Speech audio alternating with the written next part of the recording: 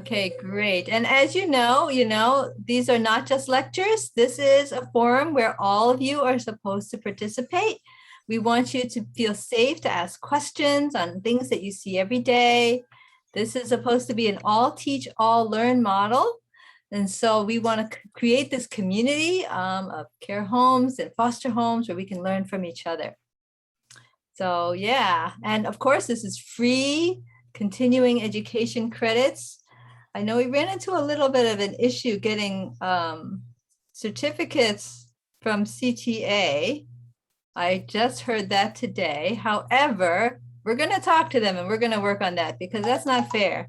And we want you to get the credits. So we're going to talk to them. So thanks so much for joining us anyway. Okay, let's see. Next slide. So yeah, so we have to keep patient confidentiality. That's what we call HIPAA compliance. So let's not talk about any personal identifying information, but we can still talk about cases and patients without mentioning any names. And this is not an official doctor's consultation visit. This is really a forum for education, sharing, and learning. Next slide. Yeah, and this is just a little I'm sorry, I'm doing the meeting. Oh, okay. This is a tutorial, right, on Zoom. Like there's a chat box. There's at the bottom, you can click on it. And you know what? Please enter your name and your organization so we know who you all are and we collect your attendance and we can get all your credits. That would be great. And of course, anybody else in the room with you, put your name in there as well as your organization. That way, sometimes there's more than one person on each call. And of course, there's a mute button, and please click on that. Keep it on mute when you're not speaking, so we don't hear all your, private conversations. And of course, click it again to unmute, so that we do want to hear from you. Next slide. And this is the calendar, and we're here on it. Actually, this is the wrong one. Sorry. We got so carried away with preventing dementia behaviors, we got a part 2. So today we're actually going to do preventing dementia behaviors part 2. And next month, I'm thinking that we might want to talk about COVID again, Delta variant, vaccines, and all that sort of stuff. So I'm going to do a quick pivot for next time. And so I'm sure you guys have a ton of questions that you want answered about this new COVID surge. So I want you to just maybe in the evaluation section or maybe in the chat box, just type in all those questions and we will collect it for next time. And also to receive those CMEs and certificates of attendance, register with that link that's going to be posted at the end of the session and complete the evaluation. And then we will give you all your certificates. Okay, next slide. Okay, and this is our hub team. There's me, and we have Juanette over here. Say hello. Aloha. Oh, good to hear you. And Maribel, are you there? Hello. Yes, hi. All right. And Shane, I know you're there. Oh, hi, everyone. Great. Aloha. Great. And we have Juliana. Hi, everybody. Thanks for joining today. Okay, great. Hi, Juliana. Hi, guys. And of course, all of you guys, which are all your names and faces are looking more and more familiar every time you come. So this is awesome. Thank you so much. Okay, John, can we get up the slides for today? And okay. Sorry, this is the wrong Douglas Hatcher. Okay, John, get up the new slides for today. Thank you. Okay, great.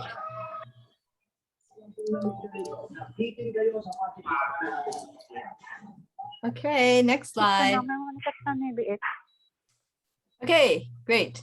So, so today we're just going to do a brief review from what we did last week, and then we're going to move ahead. Go ahead, next slide. Okay, so if you remember, right, we did beginning with the basics, connect in 3 ways. Visual, like you got eye contact, say hello, right? Say hello, greet them, and then touch. So visual, verbal, and touch, right? So that those are good ways to make a connection for people who may not connect very quickly. So yeah, that's begin with the basics. Next slide. The other thing that we learned last time, do you remember your ABCs? I hope everybody knows their ABCs, right?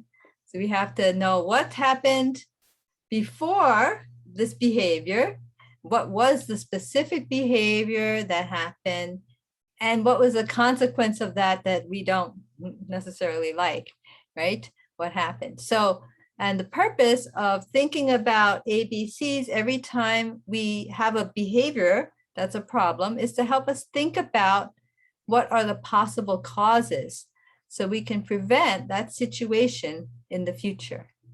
Okay, and next slide. And next, then remember we talked about planning with the 3 Ps, right?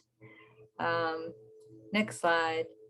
Oh yeah, so just keep clicking, John, because then there's prepare, prevent, and be present, right? So that if we have a behavior, just keep clicking, John, then we can prepare so that it won't happen again, prevent it from happening, so don't get into that situation, and be present when they're in that very difficult problem. You can sort of acknowledge their feelings, listen to them, and then lead them to another environment that you can control a little bit better. So that's the 3 P's: prepare, prevent, and present, and be present. Okay, next slide. And then have a bag of tricks. Remember, we talked a little bit about some of these tricks. Okay, next slide. So that was a really quick overview of last time because we need to use those same frameworks when we're talking this time. Last time, remember we talked about we need to be a detective and we to think about behaviors as an unmet need. And last time we talked about their physical needs, trying to look out for physical needs like pain, hungry, are they tired, are they cold, are they constipated, do they need a nap, do they need a snack, that kind of thing.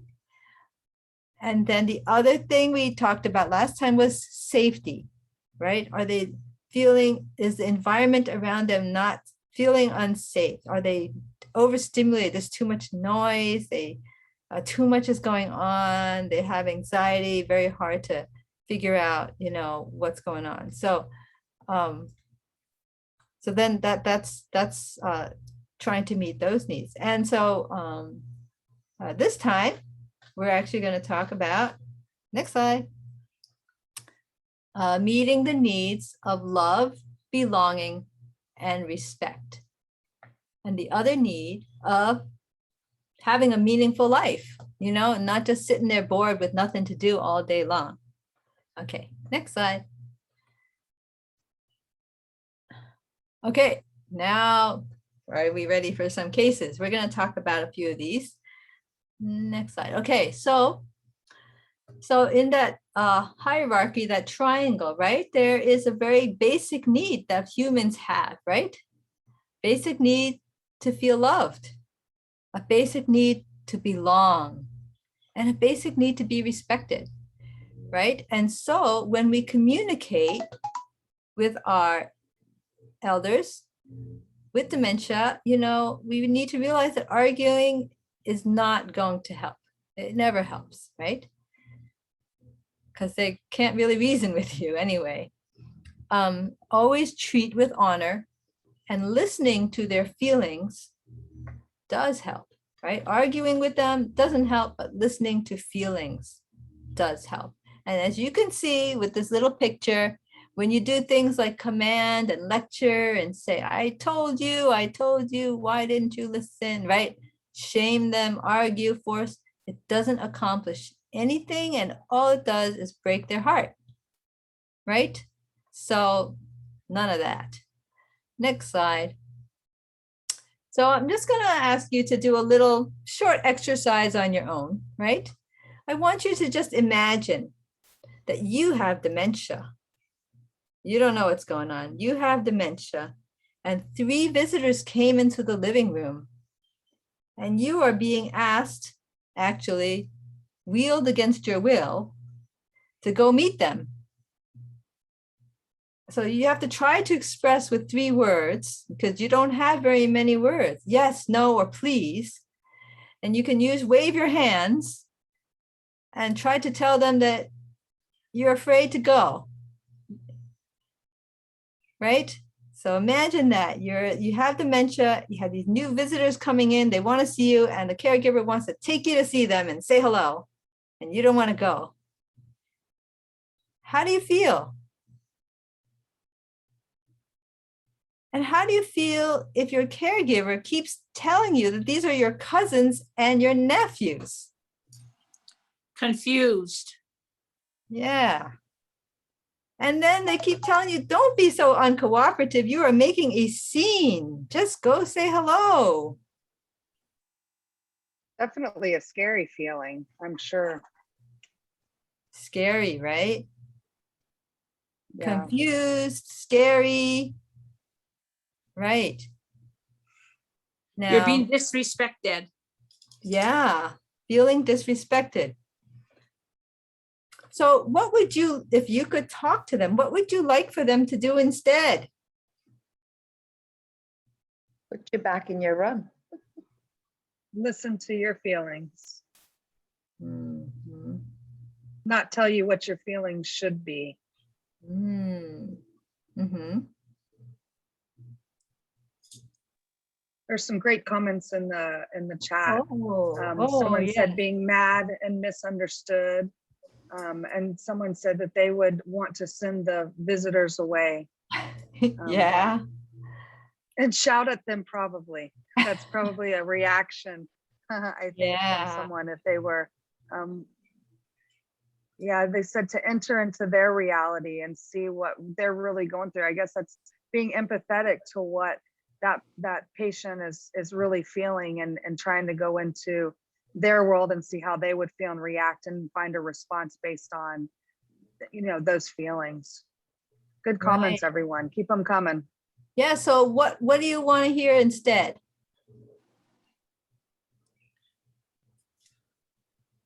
I would want to be asked first, would you like to go out and meet with these people? Mm-hmm. One comment was to introduce them one by one first before coming in together as a group Mm-hmm. in person. Great. Yeah, less suggestion, Juliet. overwhelming. Yeah. Anyone else?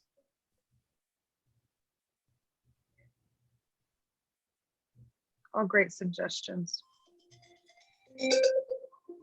Yeah. Respect my want to be Respect. alone. Yep. Yes, definitely. Important. I guess you have to ask permission first if she's ready to accept a visitor from Isabel. Uh-huh. Thank you, Isabel. Yeah, a little Great comment. preparation would be nice. How Yeah. about Yeah. how about a picture prompt as to who per person is, so that way you can assimilate the picture with the actual person that's going to meet you. Mm-hmm. Yeah. Maybe, maybe that morning you can start prepare them. You have special visitors coming today. Oh, who's that? Then maybe talk a little bit about them and how they know, your daughter, right? And they used to play with your daughter and talk about all those things and how they really been thinking about you and want to connect with you again, and then just slowly talk about it all, talk it up, and then introduce a picture, maybe an old picture from a long time ago, right? Yeah, I think that would be best in my feeling, because when I was working with special needs kids, that's what we did, because then sometimes special needs kids, they don't realize the connection with reality. So with dementia, I'm thinking the same thing, that they, even though you prompt them early in the morning and say, hey, you're gonna have a visitor later on, they might not remember by then. So I think having that picture and said, remember, we talked about this and this person is gonna come and see you. Well, here is the person. So, and then you would introduce that person again as if never seen before, even though that's the daughter or the son, and allow them to come into his room or her room individually. So that way the overwhelmness or overstimulation would be not present. That's what I think, because that's what I used to do with my special need kids before, because I was working with autism. That's great. Those are great ideas. Okay, so yeah, next slide. So now we know we got to listen to feelings, and that's more important than trying to argue, right? Okay, here's a challenging scenario. Let's see if any of you have ever seen anything like this. John moved in 2 weeks ago. He has been restless every evening around 4 o'clock, trying to leave the house. And when you tell him this is your new home, his wife has died and the house is sold. He gets mad at you and he says, you know nothing. And he insists this is not his home. Anybody seen anything like this? Similar? Yes. I bet. So why, so we have to think A, B, C. What happened before this? What's the behavior and the consequence? Why does he feel like he doesn't belong? I mean, why is he behaving like this? I just gave you the answer, because he doesn't belong. Okay. Okay. There you go. That's not very good of me. Okay. Yeah, it's a new environment, right? Yeah, it is. It's a new environment. So if we know that, we can think ahead, right? We have to have the 3 Ps. How do we plan ahead if we know this is not going to be familiar to him?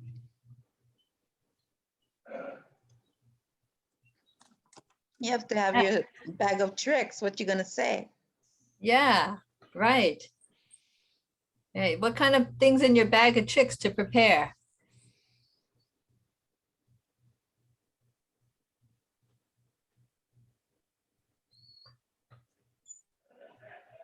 Not sure right now. Not sure. Okay. Maybe Well- maybe some personal items that Uh-huh. he might have with him, and have his personal items around the house, so it makes it feel like more his space. He's Yeah. probably in denial that he's not in his own home and with his own family, and it might not be hitting him as his reality in the moment, probably. And so by bringing familiar items, like it says, that he might have, and decorate his new space with those items, so it makes him feel like it's more his space and not a strange place. You know, pictures, right? Pictures Yeah. of his family, maybe the blanket that he always uses, Mhm. things like that, right? That are as many familiar things. Isn't that what you do with toddlers, right? You give them their lovey, right? Their security blanket, something that makes them safe. Yeah. There was a comment, knowing his previous routine and seeing if this can be accommodated in some sort of manner. I think Shane. Yeah. Yeah, that's right. Good Those are all suggestions. great. Here's another suggestion. I'm going to call it the best friends approach. You know what? Let's go next slide. I'll show you what that is. So this is the best friends approach, but David Troxel and Virginia Bell wrote this book. And so basically it's saying, treat them like your best friend. What does a best friend do? They listen to your feelings, right? They reassure you everything's okay. They listen, they show affection, they show they love you. They ask for permission, they encourage, they give compliments, they help each other save face so you're not embarrassed, right? And they're present with you. Next slide. Other things that best friends do, they know each other. They think about the old days. They reminisce. They do fun things together, like ice cream, right? Enjoy simple things. They celebrate special occasions. They tell funny stories and jokes. They laugh, right? That's what best friends do. Do best friends go and try to make you go toilet? Or force you to eat something you don't, or wear something you don't like? That's not what best friends do, right? So many times as caregivers, we focus on the task. This is what we need to do. We need to do, we need to do. But best friends think about spending time, being with the person, not about what's the task I need to accomplish to check off my checklist, right? So next slide. Okay, so if you were his best friend, you don't have to be best friends to act like best friends, by the way. And what can you do to pretend like you're his best friend?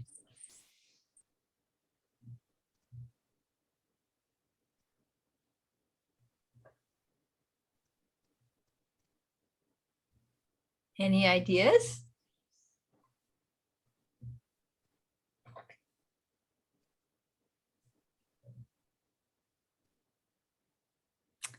Maybe say things like, wow, maybe you learned something about him. He goes, yeah, I heard you like fishing. I like fishing too. Yeah. There's some And then- comments in the section that say mention family name that he Yeah. can recall. Listen to what Yeah. he has to say, or ask him about what his old house looks like. It Yeah, looks like ways to form rapport. that's right. Focus on the relationship, right?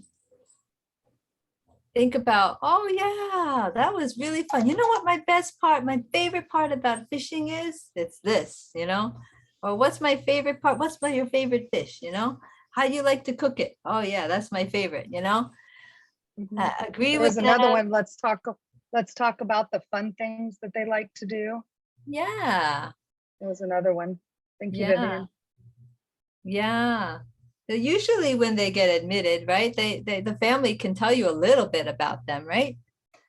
So use that information and then jump off of that and create a relationship surrounding that and use it like, this is a great time to get to know you and I want to spend time with you. Let's do an activity about that. Let's think about, remember, right?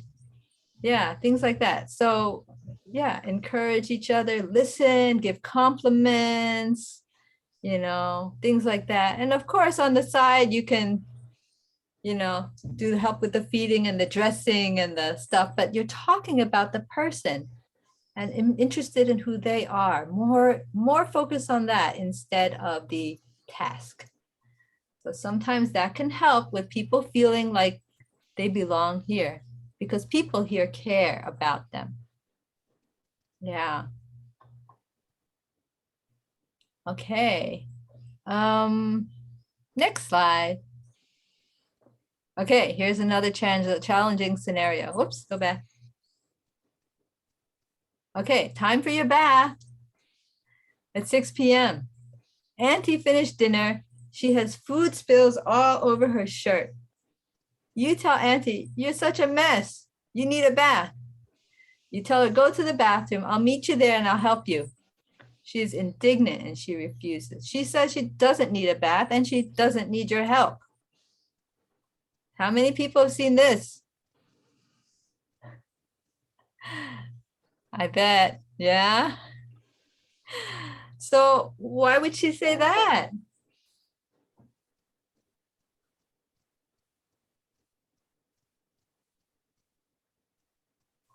She Why might do be you- feeling like she's a little kid and she's not a little kid. And, like it says, maybe a sense of disrespect, and helping her keep her dignity intact is really kind of what we're looking for in this situation. Mm-hmm. Ruby Lynn says, because the way she approached her. Big time, definitely. yeah. That was the wrong approach, wasn't it? Yeah. Isabel says to ask permission first if she wants to take a bath or offer something to help wipe herself. Yeah, definitely. Mm-hmm.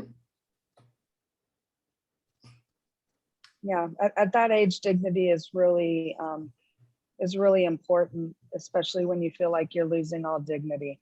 And so as caregivers, we have to find a way to make sure that that they feel respected. And I mean, I'm putting myself in that position. I would be shamed as well, just having someone have to bathe me at an older age.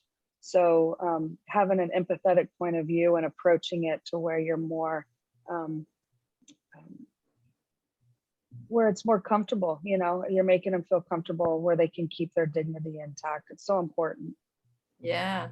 Yeah. Help each other save face. And you can talk about when you, oh my gosh, when I ate spaghetti the other day, I had it all over my shirt. It was so embarrassing. Yeah. Had to clean it up. Want some help? We That can helps clean it a up lot. together. Right? That helps them out. And another comment that was made is not to make harsh comments. Definitely. Ruben Lim, thank you for adding. Right. Yeah. So yeah, don't make her feel disrespected, right? And then if you tell her, go to the bathroom, clean up, she doesn't know what to do. Right. So yeah. So, and that's too many steps probably. Yeah. So Dr. Wynn, sometimes it's good to provide choice as well and say, hey, you know, we got a little cleanup to do. You want to help me clear the table first, or we don't go get in the bath first? yeah. Yeah, that's excellent, Shane. That helps promote independence, and that's really what they want. They know that their independence is waning, and by offering that, that's a great approach, and you'd probably more than likely have them agree to help. Right. It's all how you look at it, and it's all your approach. That's a great Uh-huh. suggestion. I think Joyce says to never directly tell her she's dirty or made a mess. Come in with a sweet approach, and the way we deliver our words should be of respect and low voice. Excellent suggestion. Thank you, Beautiful. Joyce. That's beautiful. Yes. Yeah. All right. Next slide. Yeah. And so just remember that when you are asking people to do things, give some basic information. Don't have verbal diarrhea. Too many words. It's not necessary, right? Not necessary. Just simple one-step directions, all you need. And if no response, you can wait before asking again. Sometimes it's a little slow. So be patient, count to 10 silently, and then you can ask them to help you. Asking people to help and to do things together and demonstrate also works wonders. Because all that together, remember, it's the visual, the verbal, and the tactile. All together helps improve that communication. And then, of course, lots of good rubs, right? Lots of encouragement. Yeah, good job. Thank you so much. I appreciate it. Lots of smiling, lots of nodding, right? Good strokes. Goes a long way. Okay, so here, this is another, these are actually tips that you could find probably on the Alzheimer's Association website or other books about dementia behaviors.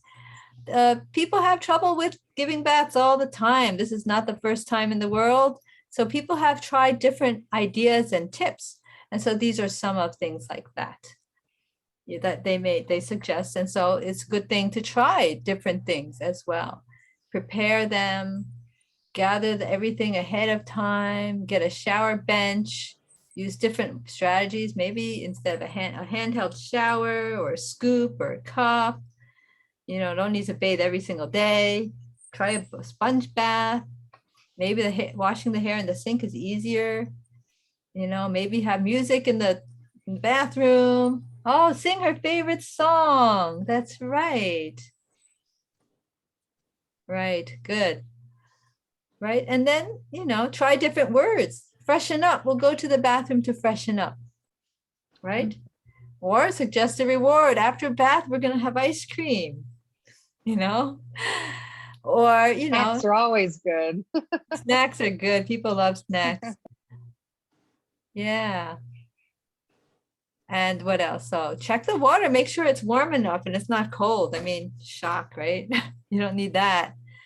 Allow them to do as much as possible, right? Or, lay a towel over their lap to protect privacy and then clean under the towel, things like that. Start at the feet, slowly move up. Distract them with singing or having them hold things for you. Help me out here, right? All kinds of things. So lots of different strategies for getting things done. And you don't have to focus on the task, you focus on the person. Next slide. Okay, another scenario here. Harold has been rolling himself in his wheelchair up and down the hallway for hours at a time. He does this every day. Sometimes he tries to stand up and reach for something. He goes through closets, or he gets up to walk or to toilet himself on his own. So you imagine what your life is like, huh? You're chasing after this guy constantly. You are exhausted because you cannot keep your eye on him for every waking minute. Actually, that's probably why the family decided to leave him with you, because they couldn't do this. They couldn't keep up with him. Why is he doing this?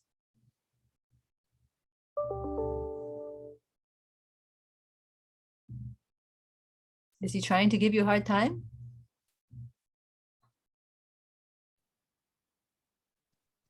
No, maybe he just wants attention. Yeah, maybe he has nothing to do, right?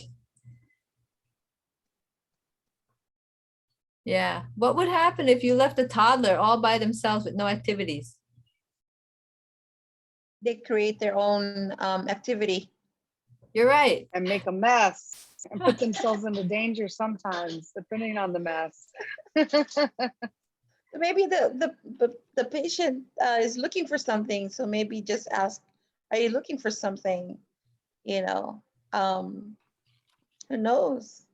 Mm-hmm. If they say none, then you just redirect them and say, how about sitting here for a while? And then you think about it, but not thinking, that is just to keep them still. That's right. Yeah. Oh, here's give him something to Some do. comments are coming through. Yeah, some comments. He's bored. He wants something to do. Ask if he wants something and then offer to help.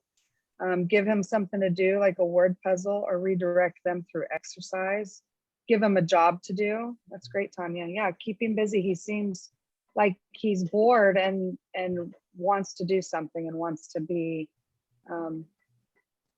not bored anymore. Who wants to be bored? Especially when you have your mind about you. So make him busy. Yes, Antonio. I don't know. Maybe Definitely. you can wash vegetables. Yeah. Yep. I'm sure the cook would appreciate I that. was gonna say I could use help with that. Make him fold his clothes.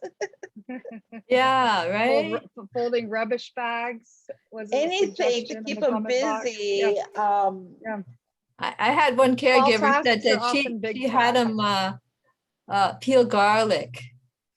Oh Ooh, yeah, that's a one. good one. That was a great one because they're always useful.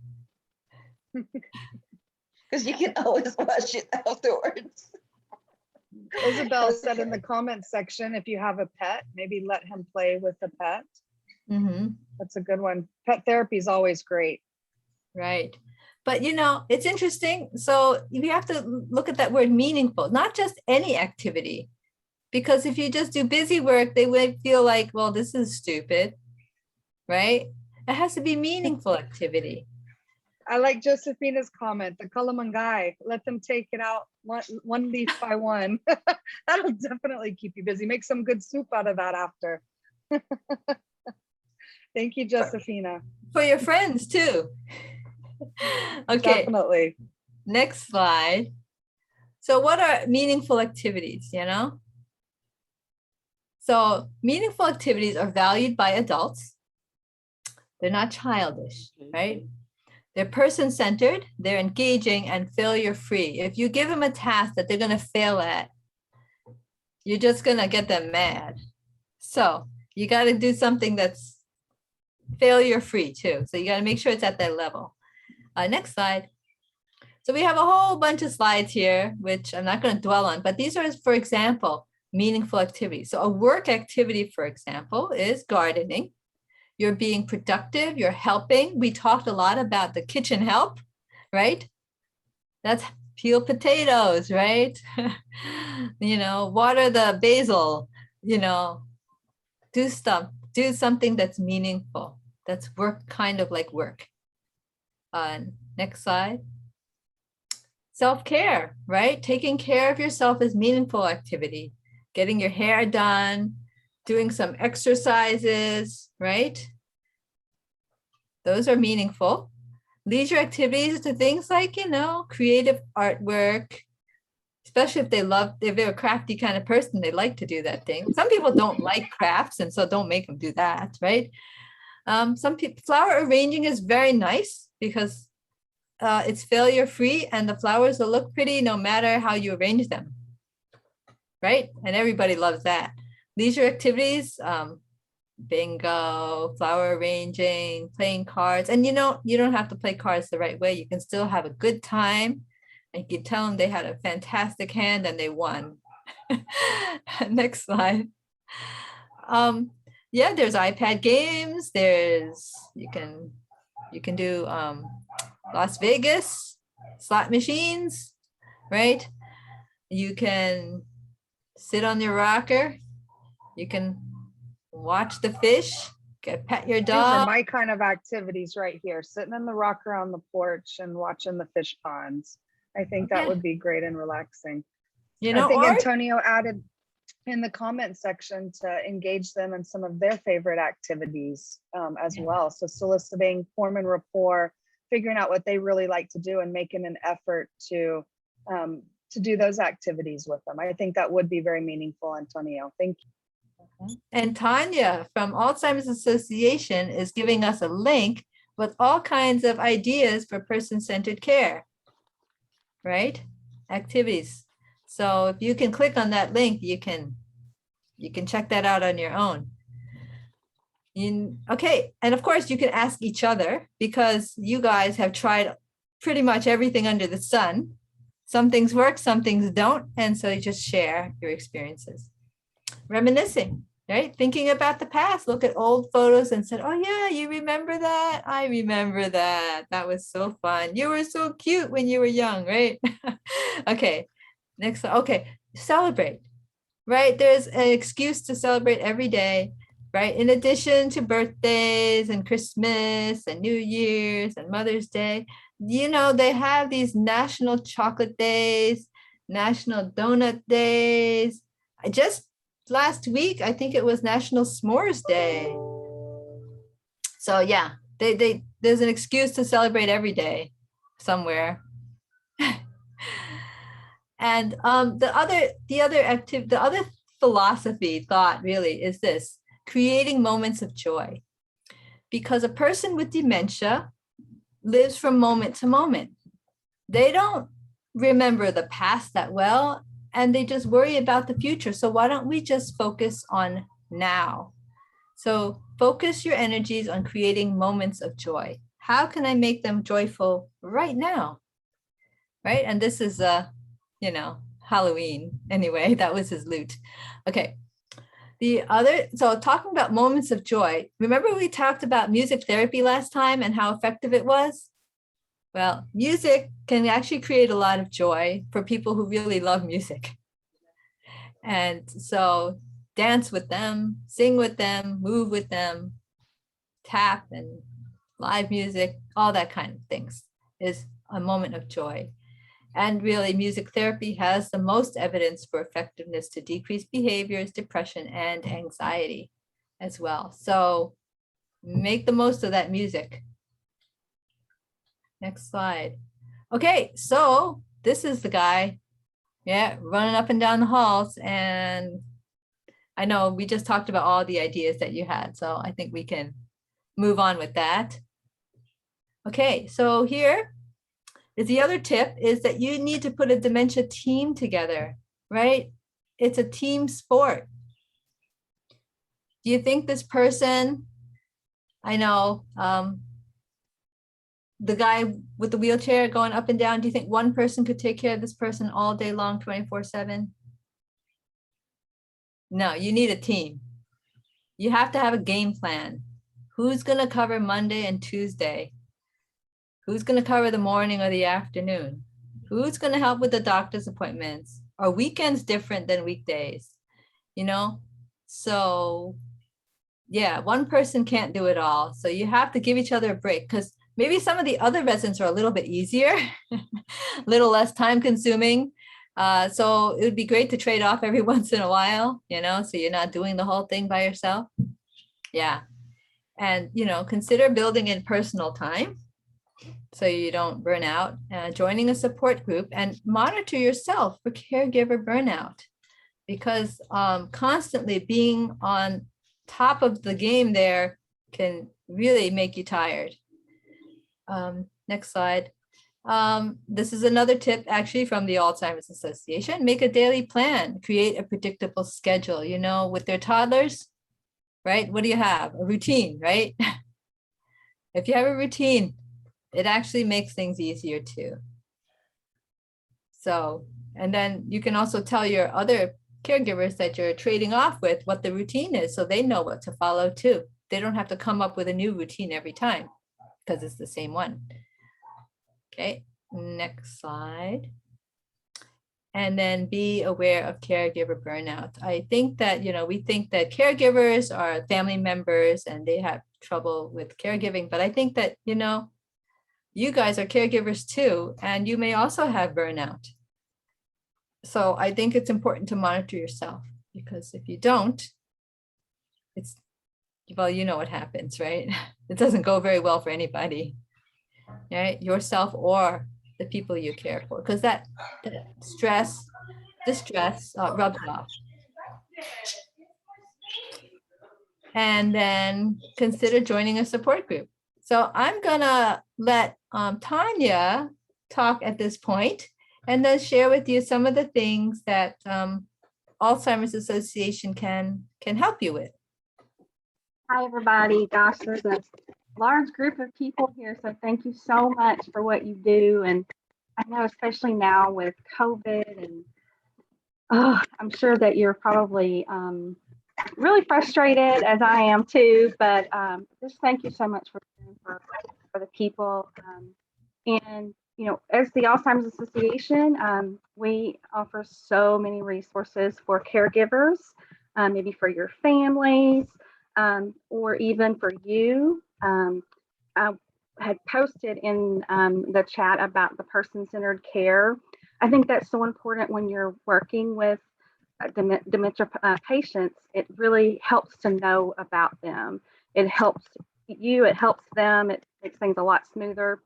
And maybe even just having, when they first come in, having the social worker or the admitted person have different things that they like, or what's important to them. If you're interested in kind of a list of what to find and to figure out, I'll be glad to send you.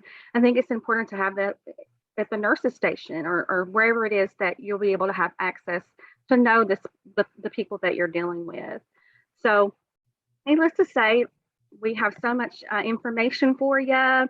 Alz.org is our website. A lot of times it's there's so much on there. We offer so much. It's kind of overwhelming, but it's so wonderful when you kind of figure out what this is, what that is. And if you want me to help navigate you through the website, I'd be glad to help you with that. We have a 1-800 number that's a 24/7 helpline. So anytime, families could call, you could call, say you need some advice on how to deal with a particular patient that you just don't know, you just don't have any answers for. Call the Alzheimer's Association. You can call us too, but say if it's 3 o'clock in the morning, we're not going to answer the phone, but the Alzheimer's Association will, the helpline will. So support groups, education programs too. If you're interested in me giving, or one of our volunteers giving a program to your families or to your staff, we'd love to do that. We have a variety of different education programs. You name it, we'll probably be able to find it. So we've got one on COVID, and we're having a new one coming up on the new medication. So I know your families probably have a lot of questions, and you can send them our way.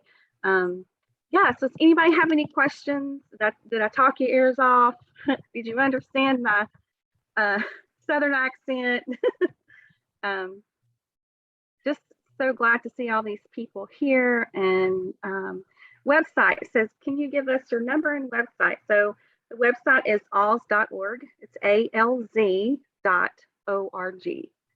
And like I said, there's a lot to it, and you can kind of navigate through it and find. Yeah, Tanya, can you type in the chat box Yes, the Alzheimer's Association main number and the website? yes. You know, I was noticing, you know, there's a lot of caregiver burnout. It's really stressful for these guys. Do we have resources for caregiver burnout? Yes, yes, we do.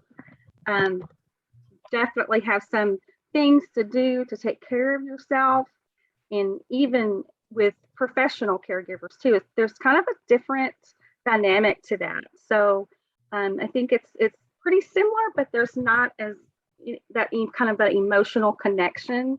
So it's a little bit different, but we definitely have that. And I can feel that you're probably, with all the things happening now in the world with COVID and having the restrictions, I just can't imagine what you're having to go through, dealing with having, families not being able to see their loved ones, and just I can't imagine what you're going through. But we definitely have some resources for you, and would love to help with anything that you might have, or your families, or even people with Alzheimer's dementia.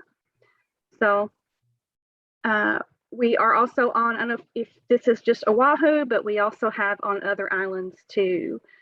We have folks there that can help just as much as I can, and we are just here to help. So let us know if there's anything that you need. So did you ask, is that all you needed, Dr. Nguyen, was just kind of Yeah, yeah. Okay. Yeah, I just want them to let them know that, they can call on you if they need to. Yeah. And Alzheimer's is available 24/7. So if you're 2 in the morning and you have a client screaming at the top of his lungs, and there's nobody else to call. Right.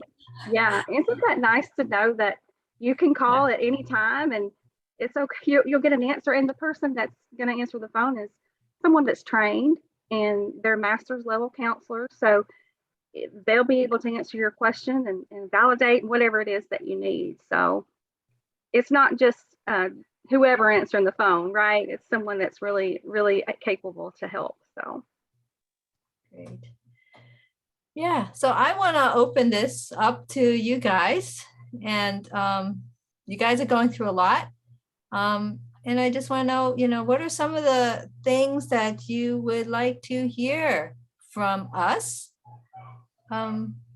about dementia, caregiving burnout, or even COVID? Any topics, just let us know, and because we want to be here for you.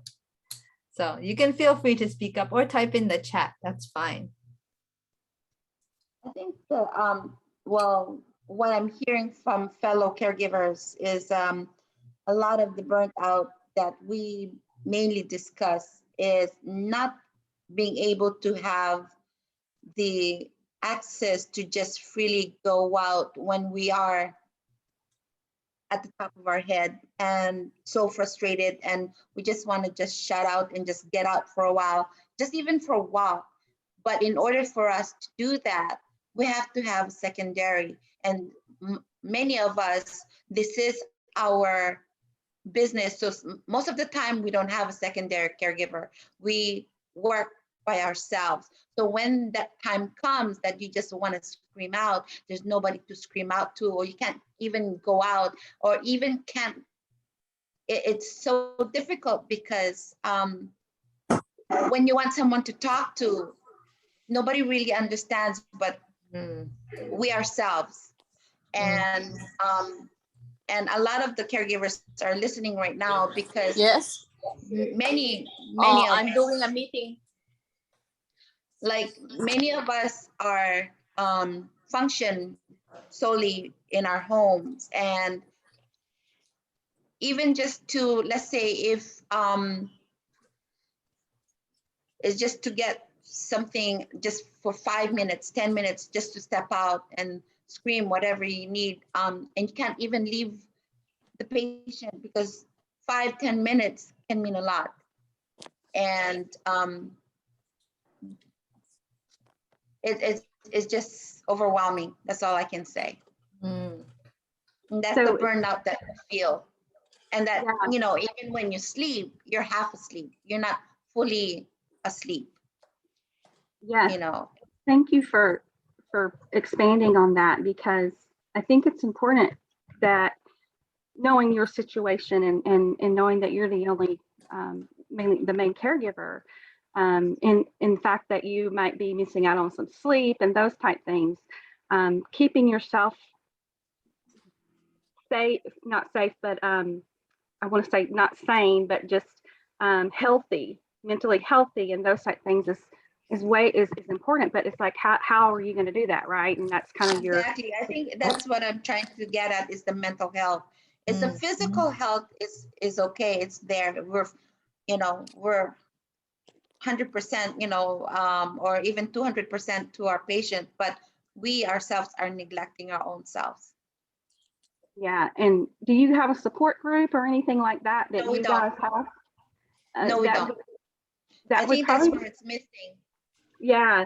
I don't know if that's something that we talked about, Dr. Nguyen. I don't know if Ivy had kind of talked about that, but that's something that we would be open to Yeah. kind of helping you guys with, because it is so important to have that validation from other people, and just that understanding that that's just part of some therapy that you could get.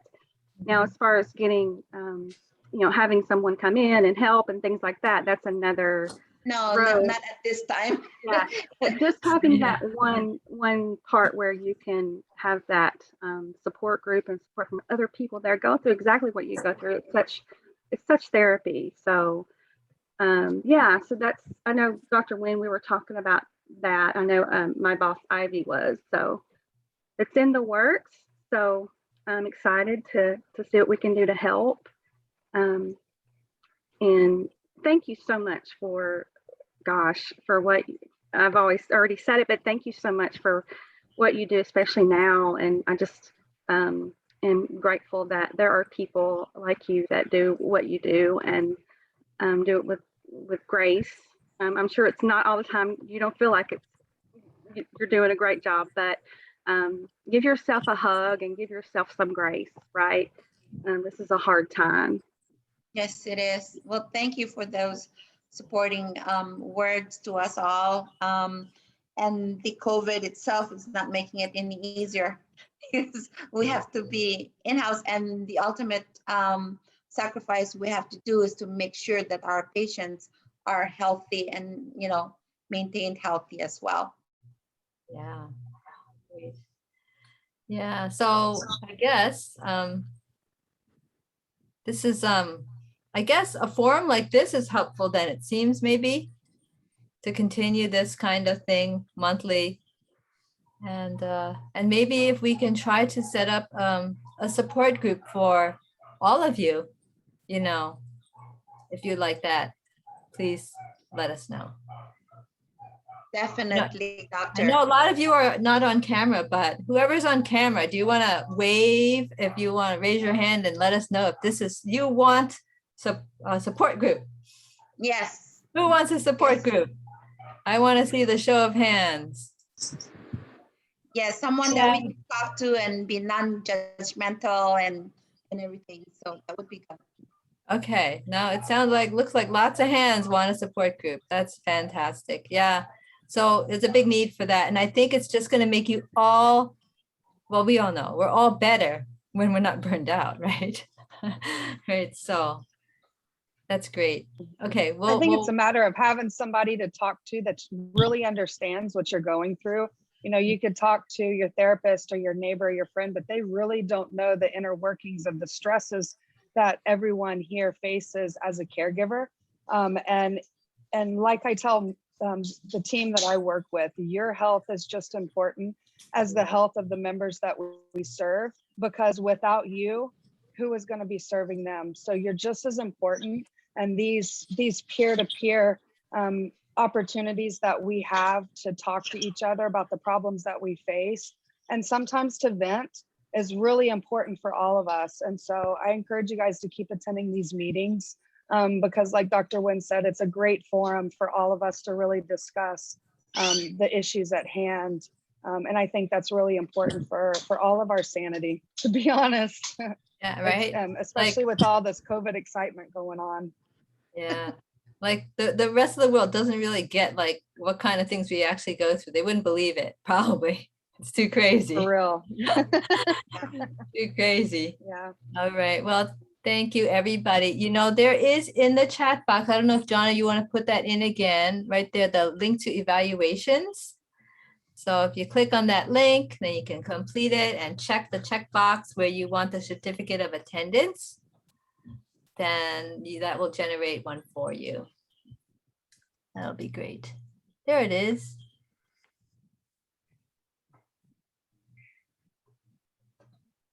Great. Thank you, everyone. Thank you again, doctor. Yeah, and I'll see what I can come up with next month for COVID. Thank So you. Perhaps if you want to collect some questions,